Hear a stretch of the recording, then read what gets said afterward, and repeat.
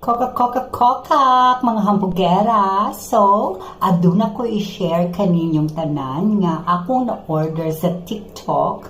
Kining famous karon sa TikTok ang Papa Phil. Oh my gosh, napapakokak talaga ako mga hambugera kay nindot kaayo siya labi na sa gabi kung i-apply nimo siya sa gabi tapos paggising mo, ay nako, super fresh. Tapos nawala yung mga fine lines ko. Tapos yung mga maliliit kong mga scars dyan. Nako, murag siya gispalto. Diba? Kaya nindot kaayo ni siya. Pero ayaw lang niyo siya gamita everyday. Kaya kung mag-start na ganig mag-peel off na o, nag-start na nagtanggal na yung mga maliliit kong mga mga dirty skin, mga dry skin.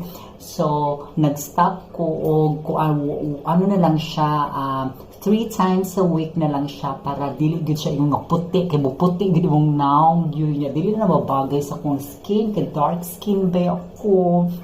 So, nindot siya kay makahamis, makagwapa, o makakokak-kokak-kokak. Ganon, diba? I love this mga hambugera. Naapon sila moisturizer o naapon sila para sa mata. Pero kini lang siyang akong ganahan. Kaya mura ba siya naanatanan. Pero napalit na lang po ko og laing nga moisturizer. Kay medyo mahal man siya, no?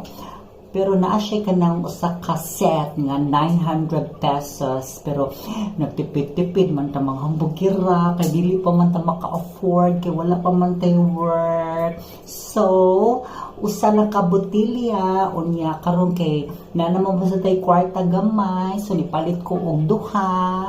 Unya, tingalig magbit-bit ko. Ibalik na ko Netherlands. Kay ganahan kay ko sa Papa Phil. Lakas makapapa. Papa, kokak, gano'n. Diba? Hamis kayong fast. O, sa mga mga magera, i-try ninyo ang Papa Phil. Wow! Mura ko gibayaran ani, no? Bayaran gini in town. Pero i-share lang gini na ako kung unsa siya kanindot. Pwede siyang paliton sa Lazada, pwede siyang paliton sa TikTok, o pwede siyang paliton sa Sari Store ka na maliya o bugas ka na.